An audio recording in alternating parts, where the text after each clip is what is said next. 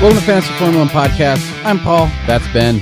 Thank you for joining our conversation. It is a conversation we'd be having anyway. You can feel free to join our conversation at Fantasy Formula 1 Podcast on all the social medias. We're also on the emails at info@fantasyformula1podcast.com. Today, we are going over the fantasy F1 aspect of the Saudi Arabia Grand Prix, which is round 2 of the 2024 season. Yeah. And previous episode, we talked about the race specifically, and this time we're going to be going over specific fantasy implications. Sure. And if you just found us, first of all, thanks and welcome. And second of all, so the knowledge base that this podcast spans is master's thesis level of statistical analysis from Paul here to me, who just found out F1 exists a couple weeks ago, and I'm just riding his coattails here and enjoying the ride. That sounded a little romantic. That was But no, it's true. It's true, and having you on brings a lot of really good conversation, a lot of really good analysis. From even the beginning of, hey, what is DRS? No, absolutely. Then we get into like aerodynamics, and then that leads into the different discussions about that. And so it's really good. And it works out well for me because I know a lot of people say there are no stupid questions. I don't believe that. I believe there are stupid questions, and I am not afraid to ask them on your behalf if you don't know what's going on. And speaking of questions, I have gotten a couple questions from people about like, well, hey, when you're saying this is the conversation you'd be having anyway, yeah, isn't that a little cheesy? I'm like, no, it honestly truly is. Because the origin of this is I was really wanting to do the Fantasy Formula 1 podcast, but it's just me sitting here monologuing about it. Sure. And then, Ames and I are over at your house for dinner. Oh, and I mentioned it, and you're like, yeah, let's talk about it. I don't know anything about it. Let's do it. This totally sidelined an entire dinner double date. And so our wives weren't too happy. Our wives were like, okay. But I was wide-eyed. I'm like, wait, there's all these variables going on. Wait, there's only, there's 20 cars, but there's only 10 teams. Are they teammates? Do they work well together? Right. Sometimes they hate each other. Sometimes they don't. And it's great. All of it. There are so many dynamics in this sport, and it blows my mind. And every week that we watch the race, we come back and we do the just from a spectator analysis standpoint to fantasy team build out. There is so much more that I come away with, and it's a blast. This is so much fun. So much fun.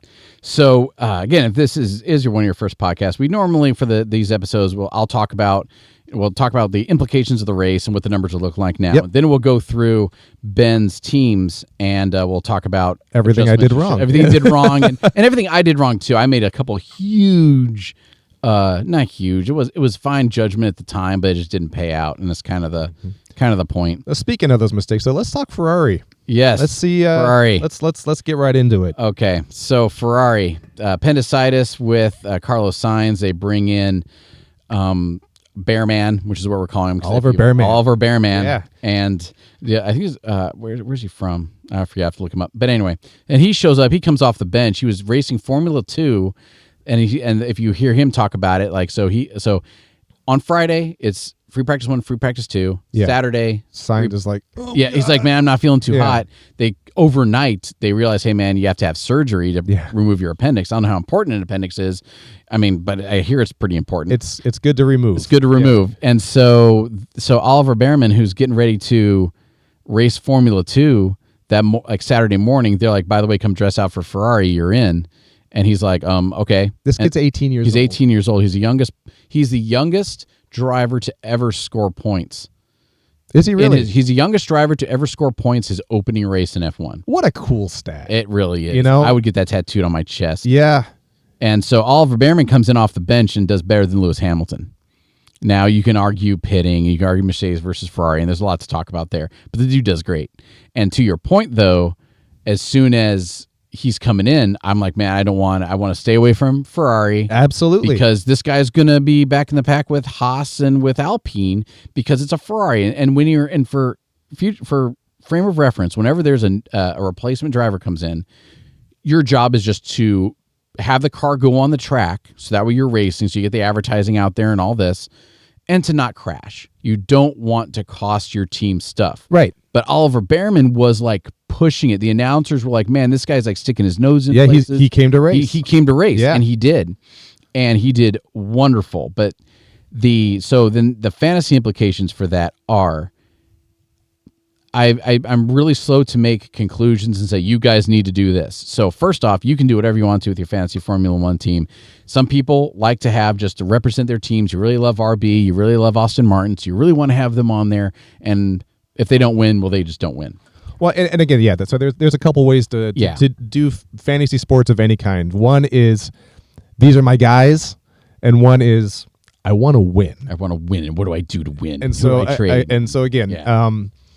If you want to win, you gotta be willing to let go of those sentiments just a little bit. And the sentiment that must be let go now is the belief that you can win, you can do well and be in the top tier of this game without having Red Bull Racing and Ferrari as your constructors. Yep. And and every week we come away with a few key takeaways. One is don't make knee-jerk reactions.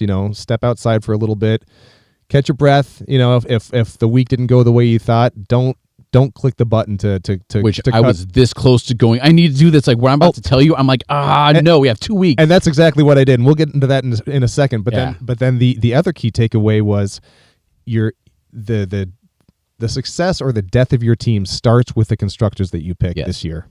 Absolutely, more so than last year, because in 2023, you had Red Bull Racing was the dominant constructor. And everybody else. And everybody else was 2 tiers below that, right? So your Ferraris were having DNF issues. Your Ferraris were crashing out. Your Ferraris were having great qualifying times and then just losing their minds, right? And to be fair, that appears to still be the case as far as Red Bull goes. As far as Red Bull goes. But the rest of the pack is not so evenly spaced. Ferrari fixed their problems from last year, at least based on all the numbers. Sure. Ferrari fixed their problems. So like last year, if we look back to 2023, it was, and again, I'm not going to go click all the way back there, but they were, I think, Charles Leclerc DNF'd a quarter of the races. Did he really? Yeah. It was like 4 or 5 that he DNF'd. And then Charles Leclerc, just car went wrong. They crashed. They did whatever.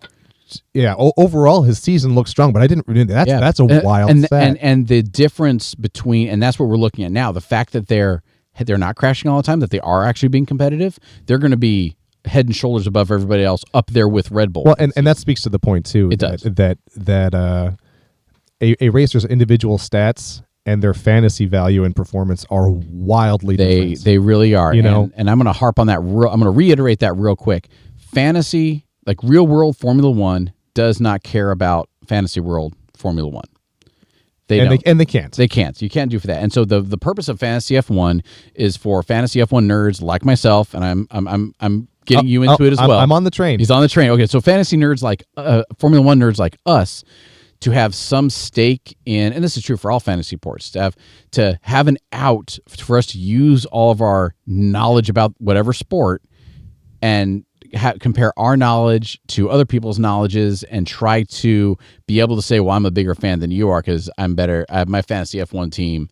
Like last year I was in the top 3%. 2 of my 3 teams were in the top 3% worldwide of fantasy Formula One. Wow. And I'm sitting here, I'm like, fantasy Formula One as a game does not matter. I will not, this doesn't matter, but I love it. And evidently I'm good at it. And I really enjoy, what makes me good at it is the fact that I enjoy just focusing on it so much. And a key element of that is maintaining a comprehensive view. It's not having a favorite because, like you said, last year it was, you get Max, you get Red Bull, and then you're in competition with everyone else who made those first 2 smart moves. Yep. And so you're looking at your middle tier guys, the guys you can afford with the remainder of your budget, which is not much. So you've got to keep tabs on what's Williams doing, because again, strictly from a season perspective, who cares? They're the guys that the good guys pass. Yeah. But no. In fantasy, it matters who's doing well, who's the primary. It matters. It matters what AlphaTauri now RB is doing. Yeah. It matters that suddenly McLaren got good. Yes. Halfway through the season, like what the heck, And what matters this year is that William, the battle for 4th place matters. Really matters. And Logan Sargent, his values increased 20% in 2 races. Yeah, he's actually he's finishing races. He's finishing races now. And again, we talked about this last episode. Man, just the immediate value of even the barest experience as a driver. You're going to get. You're either going to realize, you know what, this is not my career path, or you're going to get leaps and bounds better. Yep. Because this is such a small group of skilled drivers that you're either improving or you're done. Yeah. And so to go from crashing and DNFing for various reasons to actually gaining positions, even if that means P16, P14, that's an improvement. Exactly. That means he deserves to be there. And from the fantasy standpoint, as long as he's getting 5 or 6 points a race and not going negative 20, sure. Now we want him on our team. Now he's a solid driver to have on your team. Right, because he is that $5 or $6 million driver that you inevitably end up with after you've spent big. Yep. That as long as he's getting you in the positive, that last spot is a value, not a liability. Absolutely. So the big takeaways from this last 2 races, and I'm very slow to say this is what you need to do to be good at F1. I'm very slow to do it because there's so many variables. As soon as Max Verstappen sucks in a paper bag into the intake of his car, torches his engine, and now he's on the side of the road smoking. Well, that's going to change all the numbers, but we have to be careful not to be like, well, that means he's a magnet for plastic bags. Like, that's not a thing. If anybody didn't watch Saudi Arabia, there was an issue with debris on the track earlier. And what was that term? FOD, foreign object damage. That's right. For all you naval aviation, I assume all aviation, but FOD is defined as any loose object that can cause damage to personnel or equipment. It's always fascinating when worlds collide, like two completely oh my God. Right? So you must have. So here is a big takeaway from this weekend. You must have Red Bull Racing and Ferrari as your 2 constructors to win Fantasy Formula 1 in 2024. And you know what? Look over the last half year, and this really highlights the difference in value between a driver and a constructor. Because there's also a lot of bonus points for being a constructor. So as soon as you get your both drivers to Q2, then that's like a bonus of like being 3 or 6 or whatever. You get them to both drivers going to Q3, then now it's like a 10-point bonus. Right. So not only if you're Red Bull, do you have both of your drivers in Q3, now you get an extra 10 points for your team, assuming that happens all 24 races. That's 240 points just sitting on the floor that AlphaTauri isn't going to get because they don't get both of their drivers in Q3. Right. So so this is where it's really interesting as well is Carlos Sainz he's a rock star. He is. The guy can drive. Ferrari lost him for the week. Yeah. Put in an 18-year-old kid, not even their reserve driver. Yeah. And he still scored points. He still scored higher, or he still scored higher in the finish than Lewis Hamilton. So kind of hot take / maybe knee-jerk reaction here is the state of the vehicle can matter more than the state of the driver. Absolutely. I think. So, I think you're absolutely right, and especially since there's 2 so dominant constructors this year. So here are the numbers. Red Bull Racing, after 2 races, their total points without DRS or without whatever, that's for drivers, but you get my point. They have 179 points after 2 races. Ferrari has 131. Mercedes has 78. McLaren has 77. Aston Martin has 29. Red Bull Racing has 11. So, RB. Sorry, RB. Not Red Bull. Not Red Bull Racing. Red Bull Racing has the big number. They have 179. Red Bull Junior. Red Bull Junior, baby Red Bull, has 11. So, Red Calf. So, right now, for just constructors, I have 179 plus 11. Mm-hmm. If I'd gotten Ferrari, I'd have 179 plus 131. And that's the logic mistake I made this week. On one of my teams, I had Ferrari as a constructor. Yep. I didn't have Carlos, but I saw him drop, and my logic went, okay, even if Charles Leclerc does great, you got a no-name guy coming in. He's going to be more of a liability than anything else. I expected a DNF. I expected a P13, a P14, something. And that would be hailed as a success for him if he had gotten P15. Right. And so I'm thinking, you've got a tight pack at the front. So who knows how Charles? Charles. I don't know. I'm sorry. I'm not. We can use the Americanized version. Charles Leclerc. Yeah. Charles Leclerc. There we go. There's the American version. No, the American version is Leclerc. Charles Leclerc. Yeah. Charlie Leclerc. I feel like I should be back in Indiana right now going, hey, did you hear about that Charlie Leclerc? He's a great driver. It's French for the clerk. But what's that initial joke? It was like, it was early 90s SNL. Yeah, SNL. El Nino. El Nino. Spanish for the Nino. But even if he did well, in my mind, I'm going, his other driver is going to just jack up the Ferrari points, and I was wrong because I was thinking, okay, Mercedes is the third place team right now. You know, in the hierarchy, you've got Red Bull untouchable, Ferrari and Mercedes. You know, Mercedes has platform issues, but you know they're consistently that third place team. So I dropped Ferrari as a constructor and went with Mercedes, thinking, who knows what's going to happen with driver 2. Yeah. Turns out it didn't really matter all that much because let's look at point totals. This is a rookie move on the podcasting standpoint. But let's look at dang it, I lost it. Anyway, there was still about a 30-point difference where Ferrari as a constructor outscored Mercedes because Mercedes has car problems. Yeah. So even though you've got Russell and Hamilton, driving their hearts out, when you get on a straightaway, they're getting overtaken. Okay, and Ferrari had 58 points in Saudi Arabia. Yeah. Mercedes had 36. Yeah. Then that's how many points the constructors brought in. Like. Yeah, so it matters. So Mercedes is tied for third with McLaren, and McLaren is $3 million more expensive than Mercedes. Yep. So McLaren, they're doing fine. They're a top constructor. Yeah. But again, if we go theoretical, if Perez had appendicitis, if it suddenly started being a thing that went around F1 drivers, keep Red Bull. Keep Red Bull. They're going to find another driver in the best car. In the best car that's available. Here is my big recommended fantasy build change. So that you have to have Red Bull and Ferrari as we've driven home. Yep. And everybody's going to say, well, wait a minute. Well, Red Bull Racing right now, I missed the start. Red Bull Racing's at 28.2 million. Ferrari's at 19.9. I'm no math magician, but that's like $50.1 million. So that's half of your budget on those two constructors. Why? But what about Max Verstappen? Because now you can't have Max Verstappen, both of them, and whatever. Well, Here's the thing. Once you get both of those constructors, then you will every week have more points than the rest of the field combined times 2. Yep.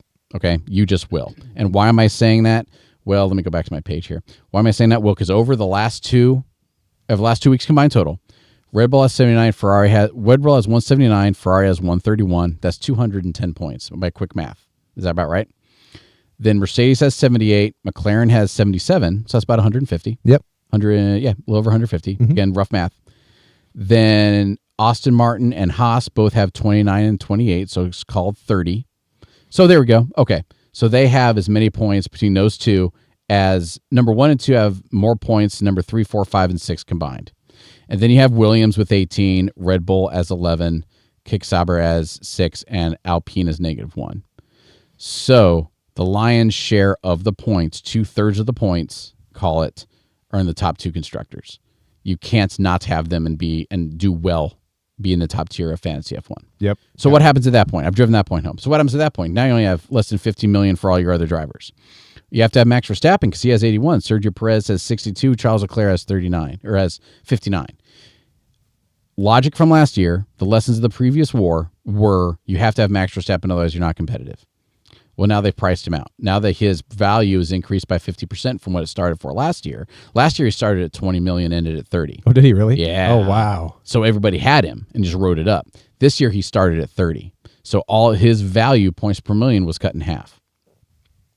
So now, and it's forcing us to have this conversation now. So Max Verstappen after 2 races has 81, which means if he's your DRS driver and you put your 2x multiplier on him like we all get every week. Yep.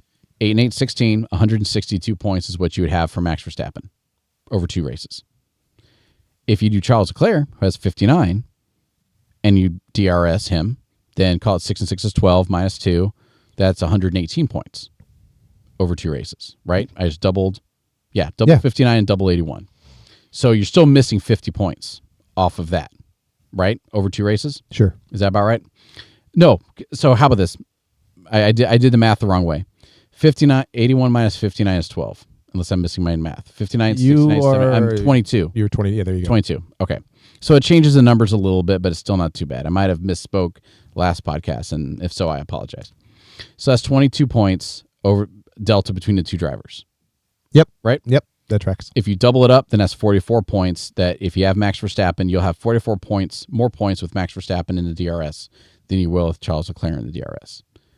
There is more than a 44-point difference from Ferrari to RB. Is there really? Well, yeah. No, sorry. RB has 11. Oh, I got Ferrari you. has 131. Okay. Yeah. So as soon as you step up, if you have Mercedes and Red Bull, and you're able to have Max Verstappen on your team, well, then you might not want to get rid of him yet because there's still a 50-point difference between Ferrari and Leclerc. Sure. But the thing is as soon as you have, for total overall points that you can get, the best way to get the max points is to have two strong constructors, then go to your next best driver available. Absolutely. And double their points. Yep. Because right now with Red Bull, we're getting all the points from both Red Bull drivers. With Ferrari, we're getting all the points from the Ferrari drivers. And then when you go to the drivers, you can double up one driver. So with the... Is this making sense? Because I feel like it absolutely is. Okay. And when we get to my teams, I think we'll be able to illustrate that a little bit. Because one of my teams, I went. Remember the Stathams? Yeah.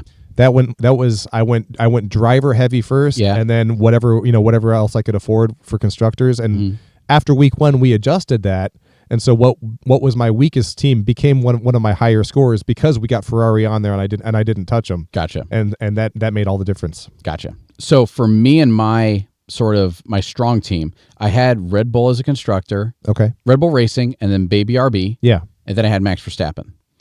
The thought being that Red Bull, Baby Red Bull, they used to be Alpine, would do better. No, nope. They're not. They used to be AlphaTauri. They used to be AlphaTauri. They're not. Sure. So you have to get rid of, with Red Bull Racing and with Ferrari, you can get Leclerc, give him your 2x DRS, or Sergio Perez, 2 DRX him. But Sergio Perez has only 3 points more than Charles Leclerc over 2 races. You were talking about the value difference, and the value difference there is call it $2 million, like 1 point. So how much is Perez? Perez is 2.1 million. Okay, and Leclerc is 20.4, so it's 1.7 million different. Gotcha. For 3 points.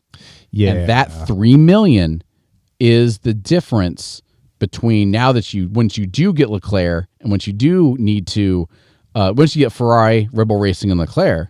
Which, because if Carlos Sainz was in it, you'd want Sainz because he has more points. Sure. But now he doesn't because he was out for the race. If you do have those drivers, then like that 3 million is the difference between where's value is the difference between Lance Stroll and Oliver Behrman. That 3 million is the difference between Fernando Alonso and George Russell. Oof. That 3 million is the difference between Fernando Alonso and Charles Leclerc.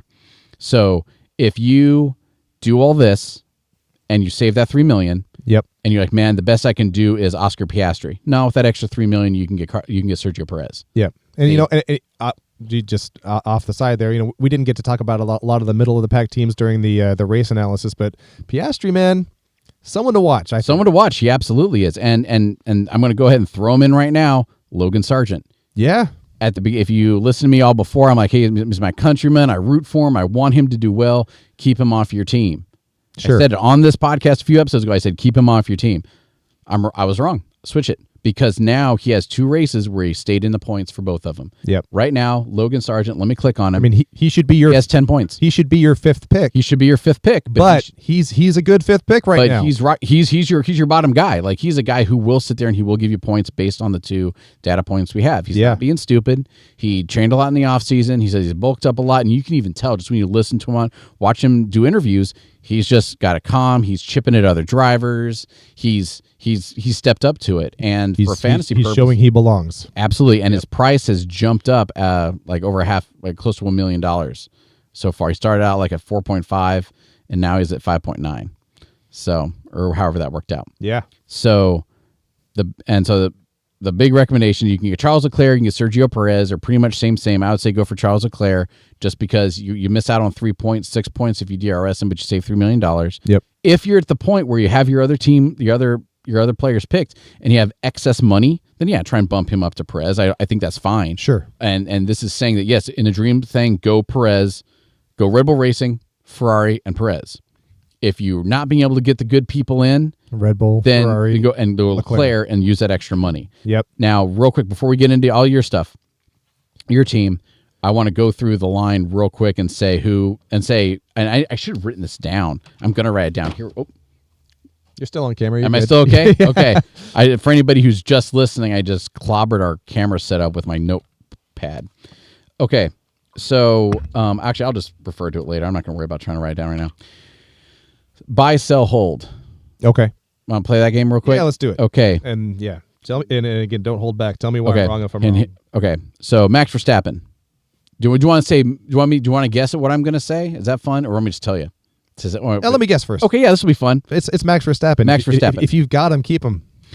Oh, there it is. There it is. Look at that. There's that part one. All right. And here's the reason why is because if right now, how about this? If you can have because Red Bull because Racing, you can't get Ferrari if you got Max. Can't get Ferrari if you have Max. There's not enough money in it. Okay. Because then for anybody for the public math side, Red Bull Racing is 28.2, Ferrari is 19.9. So the big change That's for 51 million. from 23 to 24 is it's not Red Bull and everyone else. It's Red Bull, Ferrari, everybody else. Okay. And then so as soon as you have those guys those two constructors are 50.1 million. Yeah. Max Verstappen is now 30.4. Got it. So there's 70 million, 0.5, and there's not enough money in the budget to be able to field your team. I'm with you.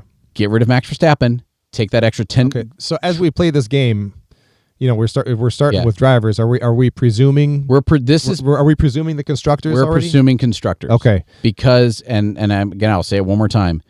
If you love your constructors, you really want to have whoever on your team, go for it. So as of right now, if you want to be competitive, you have to have the top two constructors. There's such a huge point delta. yeah. Okay. So as of based on the mentality that we want to attain, Red Bull and Ferrari can't keep Max. Can't keep Max. Okay. Based on that, you can't keep Max. And so based on that, who do you get instead? Got it. Well, you do not get number 2 in value is Lando Norris. You do not get Lando Norris because he only has 24 points all season. Right. And he is more expensive than Sergio Perez, who has 62 points. And he's more expensive than Charles Leclerc, who has 59 points. Interesting. Yeah. So can McLaren pull out of their spin that they're in? Absolutely. They're not in a spin. How about this? View last year as an evolutionary jump for McLaren it used to be the top 3 were Red Bull, Mercedes, and Ferrari. Now there's a top 4. Sure. That's all it is. And so am I saying anything negative about Lando Norris? Nope. Could Lando Norris and Oscar Piastri suddenly pull P2 and P3? Absolutely. And if that happens, you might want to look into, getting them on your team. Based on the last 2 data points for this season, the way I see it going, at least for the next 5 races, you have to get rid of Max Verstappen, and you have to get the people with the next better points because you need that 2x DRS driver. Max Verstappen, offload, Lando Norris. Keep if you got him. Because like we just talked about. I'm sorry. You just said Norris. I said Norris. I'm sorry. Norris. Mentally, I was jumping to Perez. Oh, sorry, gotcha. I'm sorry. Yeah, for Lando Norris, nope, sell. Gotcha. He's not worth that $23 million. You're paying $23 million. It's almost a quarter of your overall budget. Yep. For 24 points. And again, that could have been we were talking about last week. Yeah. The recency bias of the end of last season. Jacked up his value. It is, and his jacked up his price. Yep. And as soon as if in the next race, him and Oscar Piastri come in P2, P3. Yeah, go Piastri. Then we're looking at Piastri because now he's up there, right? What's Piastri's cost right now? So Piastri's like 19. Okay. He's like 19.4. Okay. So other than Lando Norris, Sergio Perez and Charles Leclerc. I'm gonna lump them both together. I mean, if you need one of them, get one of them, and have them be your 2x driver. Yep. So whether you have Sergio Perez or and if things were equal, I would want Sergio Perez just because he's driving a Red Bull. Sure. Right, and he's always coming in number 2, so there will be more points on the bone. Yep. For him. However, he's he's like 1.7 million more than the other guy. So when you go with Charles Leclerc, and once you pick out the rest of your team and you're really happy with it, if you have more than 1.7 million left over in the bank, get rid of Charles Leclerc and put on Sergio Perez. So both of those are the hold. Both of those are the hold if you got him. Then Lewis Hamilton. No, he's like Lewis Hamilton has 18 points. Oscar Piastri. I mean, and so 19.5 million for 18 points. Yeah. Lewis Hamilton right now. And again, nothing against the guy. But the car you're driving, man. And the simple truth is that right now, as soon as you have 50.1 million for the 2 constructors and Charles Leclerc's 20.4, now you're at 56, 71 million. You have 4 drivers you have to get in $29 million.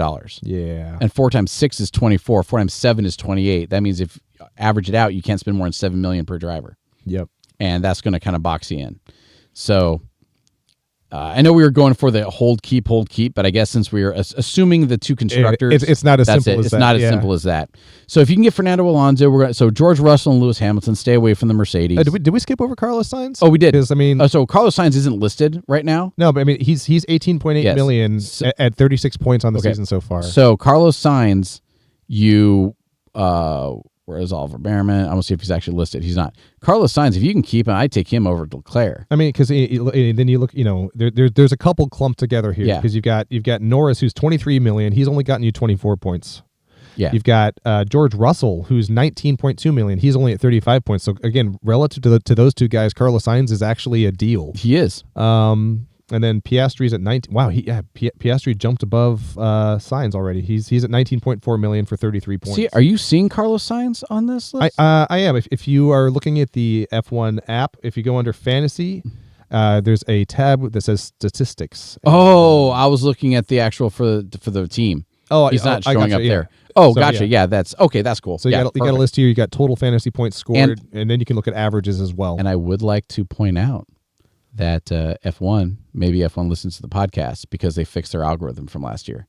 Oh, did they? So yeah, we're talking about the Danny Rick value? Yeah, exactly. Okay. So for Carlos Sainz, his value isn't divided by 2 races, it's divided by 1. So they're actually keeping track of how many races. Last year, for anybody who didn't listen to the other podcasts, last year they messed up in the Formula 1 messed up their algorithm, and they applied the same algorithm to all the people. Yep. So if I only raced 1 race and you raced 22, they divided my points by 22 races, just like your points by 22 races, to figure out your average, regardless of actual races. And they goofed that up, and that had big implications because it had Daniel Ricciardo was a bad driver when he was actually second best points per million just over his 7 races. Yeah, and things like that. And Yuki Tsunoda was, I mean, he was fine, but he had 0.88.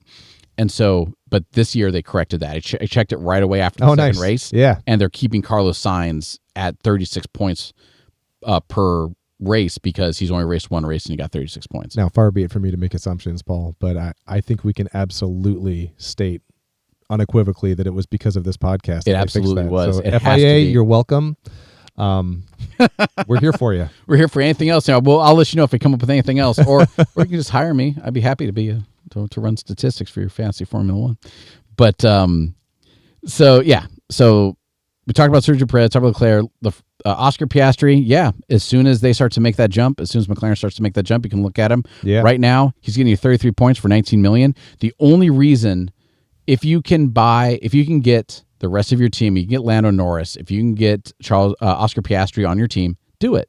I don't think you'll be able to do it and still have Charles Leclerc. No. And right now, if you have Oscar Piastri as your DRS driver, if you can get him instead of Charles Leclerc and use that extra 1 million to get you a whole lot of points, then do it. But right now, there's only 1 million difference between Oscar Piastri and Charles Leclerc, and there's like 25 points difference between them. Here's what I want to know. If anyone's listening to this and made the switch after Sainz got carted off with appendicitis and adjusted their team to pay $15 million for Behrman, I mean, again, $15 million, 26 points. Awesome. Right out of the chute. Awesome. One race. But again, who made that move? I didn't. Because at that point, I would imagine you've already made your two trades. Yeah.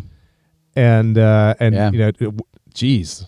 Good for him. And if you had that kind of foresight, good for you too, because that's incredible.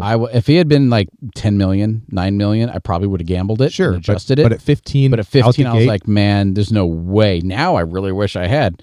I guess he was 14 million at the time because he went up by 1 million. But still, I wish I had. But sure, because I mean, he's not racing next week, is he? And it hasn't been announced yet. So from what I've talked to everybody, here's a little bit of current news. I still have my appendix. I don't know how long the recovery time is. I've talked to one of my friends. She is a executive officer on a U.S. warship.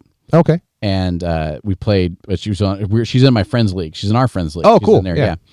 And she said that from what she knows about getting appendix out, it's a 6-week recovery. Oh, shoot. So most likely he won't be in for this next race because it's 2 weeks between, all that goes. But it also depends. I mean, speaking of the next guy, Lance Stroll, he raced last year with broken hands. I was about to mention Sorry about that. No, it's okay. Yeah, like he was mountain biking. Biking, yeah. Broke both of his wrists and his and some like toes on his foot, I think. Yeah. Yeah, and it was all messed up, and he was racing. I mean, That's pretty awesome. Right.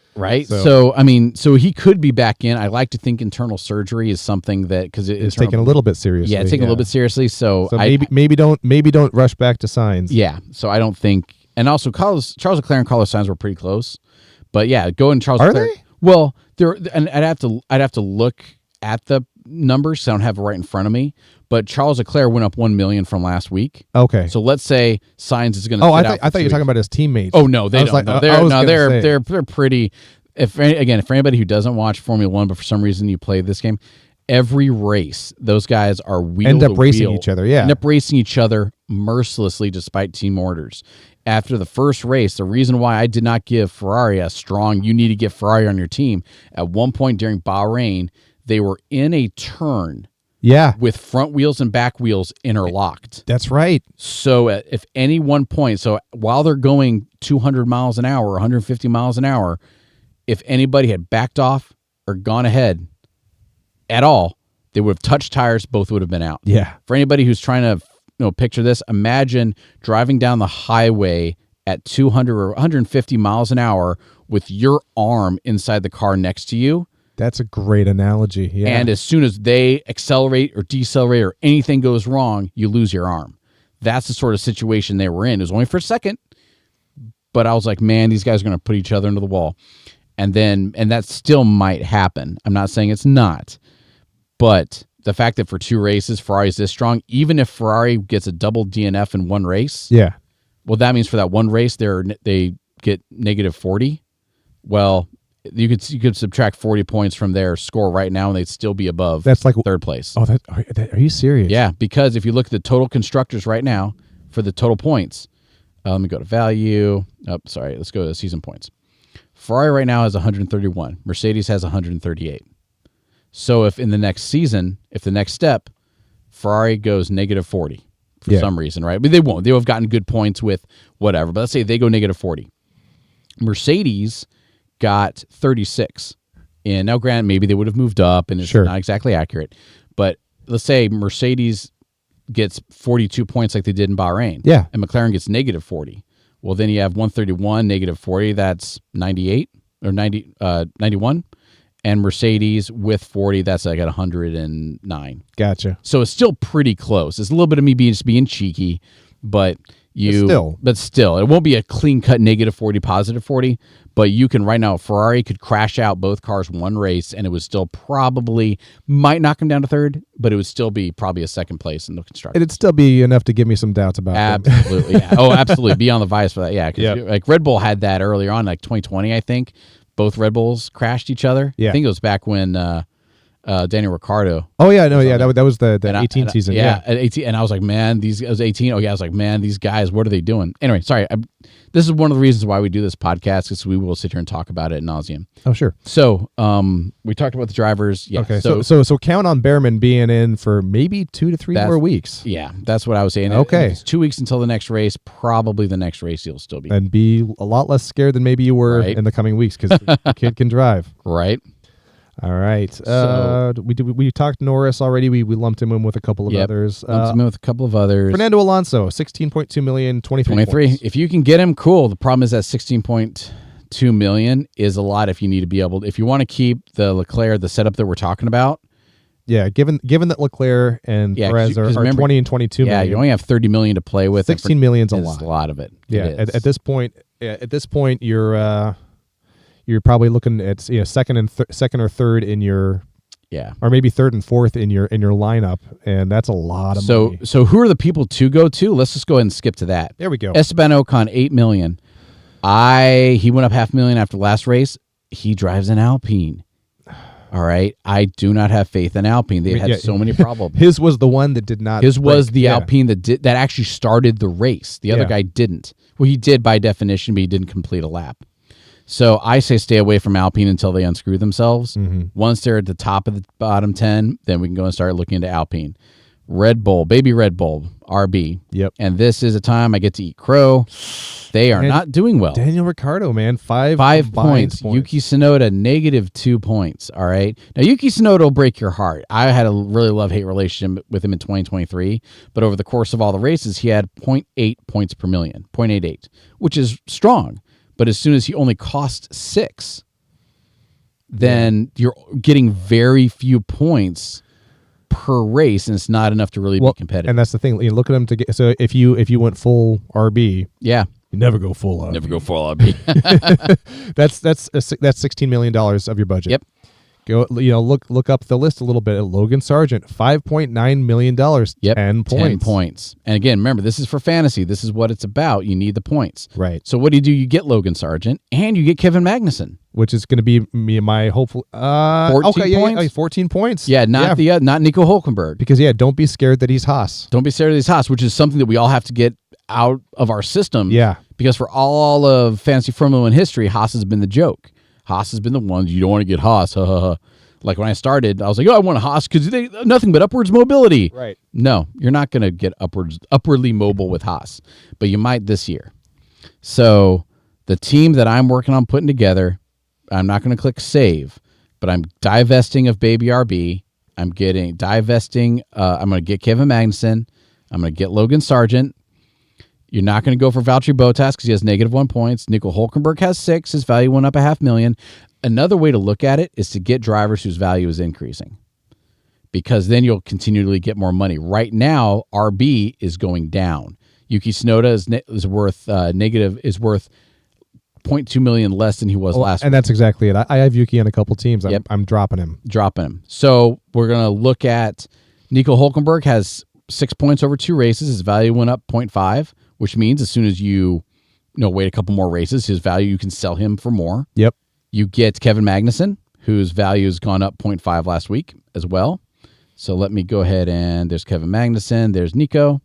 And then who else value is on the rise? Alex Albon with Williams. Yeah. But he's $7 million. So how much millions do you have? So if he's definitely under that. He's definitely under that. Under the 1.0 for points per million. But then you have, like right now with my build out, right now my primary team, I have Charles Leclerc. I have both of the standard constructors, Red Bull and Ferrari. I have Charles Leclerc as my 2X driver. Then I have both Haas drivers because their value is going up and they're getting points. Yeah. Logan Sargent, his value is going up. He's getting points. And that leaves me with $12.2 million left. Well, I could go for Alex Albon, who's $8.8 million. But he's driving a Alpine, and I'm very nervous about that. So you know what? No. Sorry. Albon is Williams. Sorry, I misspoke. Esteban Ocon. Gotcha. Okay. Esteban Ocon's $8.8 million with 15 points. His value went up $500,000 from last race. I'm going to stay away from him, even though it's more points, because he's driving an Alpine. Gotcha. And they're having a lot of issues. You can make the exact opposite decision of that, and that's fine. But I am scared right now. I'm enough to admit it, vulnerable, scared that Alpine is. Paul, I'm proud of you. Oh, thank you. That was a big moment. And it takes a lot. But with Alpine, they're qualifying at the bottom. The only reason he has any points is because people DNF, and he finishes in the middle of the bottom 10. He's not competitive. He's just the war of attrition. He wins. Yeah. So I would not go near Esteban Ocon. And I know if you love Alpine, that's fine. Go with him. He hasn't disappointed me yet. His teammate is really disappointing because of just the car performance, not his ability, but also the car's not there. So you stay away from him. Stay away from Pierre Gasly. Please don't do that. Yuki Tsunoda, Daniel Ricciardo, they're all divesting. Alex Albon is the next. He only has 6 points. Do you give Daniel Ricciardo one more chance, or do you at this point he's had 2 weeks and this he's is done very nothing? important. Okay, I do not give Daniel Ricciardo another chance, and here's the reason why. For a couple of reasons. First off, there is not enough time has gone by for them to get upgrades to their cars. Okay. In the previous episode, we talked about it. From the time you race the track, you say, okay, X, Y, Z is wrong with the car. Sure. Give it to the engineers. They have to figure it out. They have to come up with a part. Give it to the designers. They have to come up with a part. They have to test it in the computers. Okay, it'll work. They have to go fabricate it. They have to build it. They have to put it on the car and do some testing and see and make sure it works. It's going to be a minute. It's going to be about 7 races. So it's like we talked about before. Wait till you see good things happening. Yeah, or even listen to the buzz. And as soon as you start, if you're wanting to follow the news about it, wait until like, oh my gosh, new upgrades. And then you look at that. And this is the reason you want to look at you want to watch the free practices or tune in to the free practice results. Because I promise you, as soon as using RB as a thing. Sure. So free practice 1, it doesn't matter who comes in first or who comes in last, right? Right. It really doesn't. For the free practices, Daniel Ricciardo was first in in the second race here. Max Verstappen was first. Daniel Ricciardo was 12th in free practice in Saudi for free practice 1. Daniel Ricciardo was 19th, free practice 2 in Saudi. And Daniel Ricciardo was 16th in free practice 3. As soon as a low team, like you might have Ferraris and you might have your Red Bulls kind of hide their ability a little bit. Oh, sure. Not push it. But these bottom tier teams, you want to put good times on for your morale, but also for your advertising and stuff like that. As soon as in free practice 3, which is which is the race simulation time, as soon as you have Daniel Ricciardo in a top 5 in free practice 3, then yeah, go ahead and change him. Get him back on your team.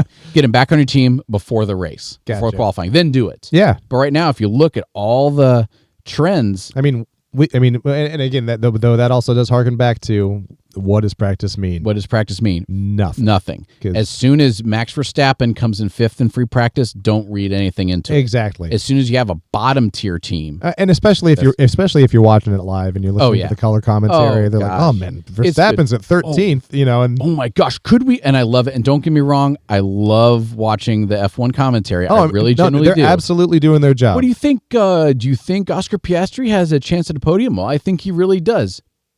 No, unless Sergio Perez crashes, Right. he won't get a podium. Unless Charles Leclerc and whoever is driving for Ferrari with him decide to go wheel to wheel and put themselves in a wall. Right. Oscar Piastri, could he? Yes, and I could be wrong, and that could be wonderful. I really doubt it, and you don't want to bet. I would rather bet my fantasy Formula One success that Charles Leclerc will maintain his position as number 3 driver rather than saying Oscar Piastri is going to jump 2. Gotcha. So that is when I would begin to get Red Bull, baby Red Bull, back into the fold. Okay. As soon as they either do well in a race on merit, they do well in a race, or in their FP3s, they're in a top 10, and everyone's like, oh my gosh, they did an upgrade, or they did all this. All right, then they changed it. Now it's for real. But short of that, then you have to look at the numbers, and that's about it. Okay. Cool. So I'm going to go ahead and add Alex Albon onto it. But now here's an interesting thing, at least with me. So I have both Williams drivers and both Haas drivers. Interesting. All of them are in the positive points. All of them, their value is increasing. I have 4.9 million left over. So you come up to Leclerc, you drop Leclerc, you get Sergio Perez. Does that make sense? Yep. No, I'm with you. Absolutely. So now, now it's worth paying for those extra 3 points. Now it's worth paying for those extra 3 points, because otherwise you're just going to be leaving it on the sidelines. Because as soon as you didn't have it, 3 points up from Nico Hülkenberg is a bunch of drivers who I don't want, right? Yep. And this is my working with this. So if Nico Hülkenberg is 6.7 million, so add that plus that was at 4 million. Well, that puts you right up in and around the 10 million mark, which is Lance Stroll, who's at -9 for the season. And then Oliver Behrman is 15 million, and that's too much. Yep. Below Lance Stroll is Esteban Ocon, who we talked about. Alpine, we're staying away from them right now until they get better, until they fix their car problems. And then you're back into Daniel Ricciardo and Yuki Tsunoda and Pierre Gasly. Right. So the next one down there is Alex Albon. So now that I have Sergio Perez and Ferrari and Red Bull, I'm still at a surplus of 3.2 million. I gotcha. But now, and here's what I'm going to do is one last little thing, and then we can talk about yours and actually do, because this is just me explaining. Oh, no, this is great. In order to make, and this is my conundrum, in order to make this change right now, I'm going to go ahead and take a Oh, how many points, how much is this going to hurt you? And that's what we're going to get into in a hot second. So we're going to go do a quick little fun thing. Do you have can you whip out your calculator real quick? You got it. Okay. So Sergio Perez, 62 times 2. Okay. Then sorry, I have to go down here. Okay. Then plus 6. Plus 6. Plus 14. Plus 14. Plus 6. Plus 6. Plus 10. Okay, we're at 160. Plus 179. Okay. Plus 131. Okay, so we're at 470. Okay, so now, before we go away from that, 470. Going to leagues, We're going to go to the public. We're going to go to the starter leagues. We're going to look at the global league. We're going to see who's in charge. 470. The leading person is you're saying the top fantasy score in the world right now. For all races is 633, but they use limitless chips. Everybody who's in the lead right now is using limitless chips. Gotcha. And what the limitless chip is you can get all the drivers. So they have all the Red Bull, they have all the Ferrari. Right. And that's the reason they're jumping up. As soon So don't freak out if you're saying this out. what did I do wrong? You did nothing wrong. You did nothing wrong. They are just using all their superpowers. They're using the superpowers early on, which is what they want. So in the top, let me go all the way down. So now what did you say? What was that number? 470. 470. So, and this will take a second for me to drive this point home, but I want to kind of make sure I'm right. Okay. So 470. We're going to scroll all the way down. In the top 50, the top one, 493. Mm-hmm. 493rd is a billion-way tie with 562 points. So about 100 off from that.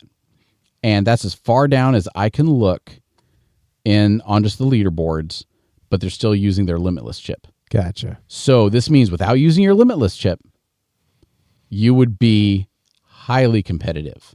Let me real quick, then that would work. So does this make sense? It does. You're doing all the math right now. Okay. But just to recap, that 470 points is what you would get if you had this team. Spell out the team real quick for me. Okay. So this team that we have is Red Bull Racing and Ferrari as your constructors. Yes. Sergio Perez as your 2X DRS driver. Correct. Both Williams, Alex Albon, Logan Sargent. Both Haas, Nico Hulkenberg, Kevin Magnussen. If you had picked them at the very beginning, and that all fits with your 100 million. Fits within the 100 million. I actually have 3.2 million left over, and this is after their values have increased from last week. This exact build, $3.5 million. This build is more expensive than it was last week, and would have been even cheaper, but still attainable. This build right now, you might have to see a couple negative points for 2S, or you can use your wild card and switch it all around. Is very attainable for everybody. Even if you've if you've picked poorly the first few races, this is very attainable. So even with the penalties, which who knows how much they'll be based on how much you have to alter your existing. Yeah. Well, I mean, it's going to be different for everyone because some of these people probably have a few of these racers already. Yeah, that's true. So maybe take. So let me try. So maybe take up to 60. Let's call it 80 points of penalties. Yep. If I take this, I'm going to incur 20 points of penalty. Okay. So if you took, let's just say, if you took 60 points of penalties, what is your overall score will still be 410 points. Holy crap. Yes. Which should be good enough for your local league. Yeah, that would absolutely. And that's gonna put you pretty darn high in the international ranking. So for me, exactly. So for my private leagues, our let me see, classic private, yeah. So in our international, me with my friends everywhere else, you are actually leading our league with 389 points. That's a little upsetting. Is that combined through week 1 and week 2? That's week 1 and week 2. And do you want to know why you are? Sure. Because you have Aston Martin. Aston Martin has their first week they had 20 points. Yeah. The second week they had 9. So that's 29 points over 2 races. Yes. That's Who do I have? Oh, you got RB. I had RB. So my third team, my whatever, I'm just going to mess around with the team who has Mercedes and Red Bull, they're second. This is my ultra important team that I really care about, has Red Bull Racing and RB. Oh, no. Yeah. Okay. And that's why I'm so heavy about this. Gotcha. Is that me, the guy who literally prides myself on my ability to know how to play this game, RB, they had the one bad race. I'm like, we'll give them one more chance. They did. And even just that, Aston Martin, who had somebody get a DNF last week. Still 5 times the points that Red Bull had. Yeah. So that baby RB had. And you are in the lead by a factor of, so my 60 points. So I'm 20. I'm 29. My primary team is 29 points behind yours. I don't like to use the word genius, but I will. didn't ask for this. Didn't ask for this. It's just you know, a gift, it's, right? It's, you know, it's the burden is yours. It's actually more of a burden than a gift that you have this. You and can't that's let it that's slip why I'm on this podcast, because with great power comes great responsibility. And one fantasy player to rule them all, and on the track bind them. oh, okay. But- that's a pleasant surprise. 'Cause Yeah. I was in the dumps this No. weekend, man, because I made some dumb moves. Should we go into those moves? Let's go into those moves. Okay, so my rookie teams here. Just to recap, Team 1 is Newbie Alpha, which I went based on. Well, you know, I don't want to choose Max Verstappen because I was being, you know, a little impetuous. So I have Charles Leclerc, Zhou Yu, Daniel Ricciardo, Esteban Ocon, Yuki Tsunoda, and then my constructors are Red Bull Racing and Mercedes. Mercedes was a switch I made at the last minute after I found out that Carlos Sainz was appendicitising. And that was a huge mistake on my part because that dropped me about 20 points. So my team, as listed, got me 185 points. Part of the problem was I'd already made my 2 switches during the week. Oh yeah. And then I when I downgraded to Mercedes as a constructor, I saved some money and I upgraded one of my racers to Esteban Ocon, which actually helped me out a little bit. He got 8 points. I don't remember who I dropped in order to get him, but Charles Leclerc got me 74 points because it's 37 times because I used my DRS on him. Zhou Yu got me -2 points. Daniel Ricciardo got me nothing. Esteban got me 8. Yuki got me -1. And then I had Red Bull 90 and Mercedes 36. So that wasn't great. That was not. But again, and that just shows that. Remember, we talked about it in the last podcast. Zhou Yu, he spun out in free practice, didn't make qualifying. Otherwise, he would have done better. So if you were like Zhou Yu, I would say do not hold that crash against him. Right. Like that was not yes, it was an error. He spun out fine. Sure. But his team did a great job putting him back together. He literally was doing his out lap and did not cross the start finish line in time. He was like 30 seconds. He was a minute away from being able to qualify and be great. Yeah.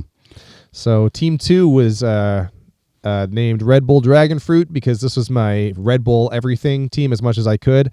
I had made a few changes from week 1 to week 2 and upgraded to some better constructors. So constructors are Red Bull Racing and Aston Martin. Got me a total of 99 points from them. Yeah. I've got Max Verstappen, so 72 points because I used the DRS on him. I got Albon, got me 6 points. Daniel Ricciardo again got me nothing. I picked the right Haas driver. I got Kevin Magnussen, got me 7 points. And then I got Valtteri Bottas for Kick Sauber. He dropped me a point. So total was 183. And just to belabor for anybody who's listening to this and still like, man, no, I'm not going to get rid of Max Verstappen. Not going to get rid of Max Verstappen. How many points did you get with Max Verstappen there with DRS? 72. How many points did you get with Charles Leclerc on Newbie Alpha? Newbie Alpha, 74. Oh, look at that. Charles Leclerc got you more points than Max Verstappen did last week. Correct. Why? Because Charles Leclerc didn't qualify as well. He had to pass more people. Or however it worked. Max Verstappen passed 1 or 2 people just because of pits. Because he pitted and Lando Norris passed him, and he had to pass Lando Norris again. But beyond that, Max Verstappen just gets clean air and no one passes him. He doesn't overtake, and he doesn't pass, and he doesn't get passed.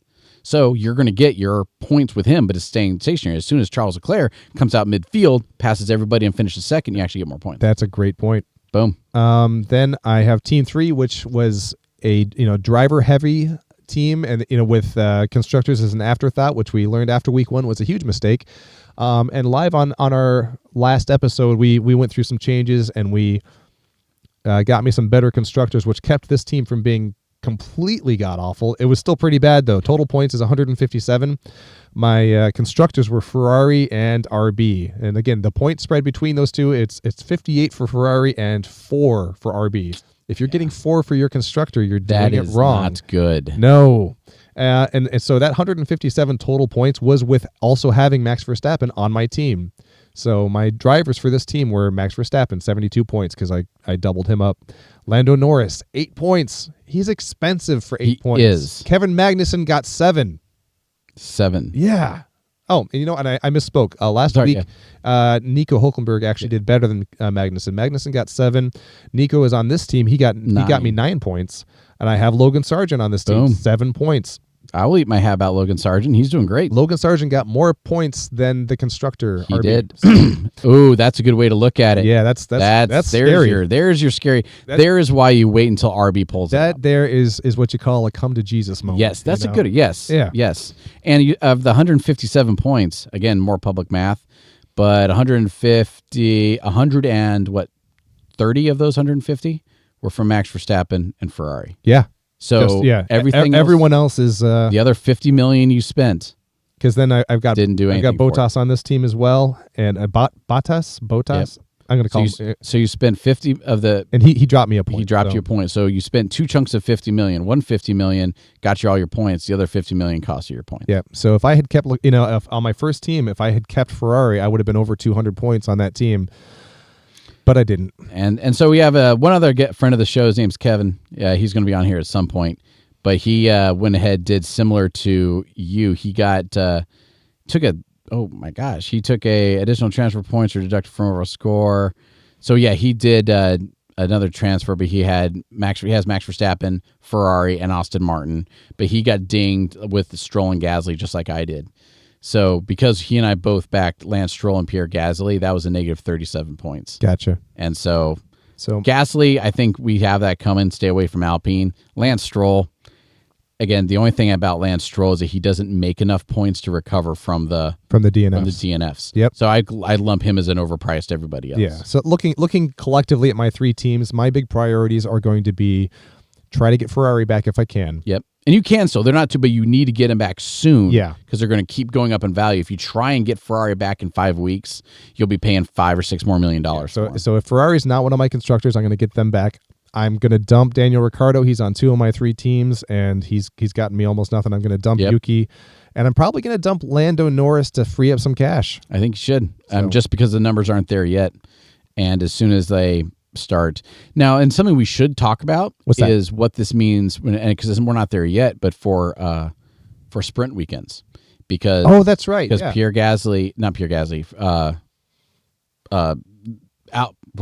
McLaren is really good at sprints, and that is Oscar Piastri had his podium or his win or whatever on it, however he got it on a sprint. Gotcha. So that's something to consider. And to that point, that's another area where Mercedes is going to hurt. Yeah, absolutely. So, one question. So we've referenced the upgrades that are coming. Is there at this week you can start introducing upgrades?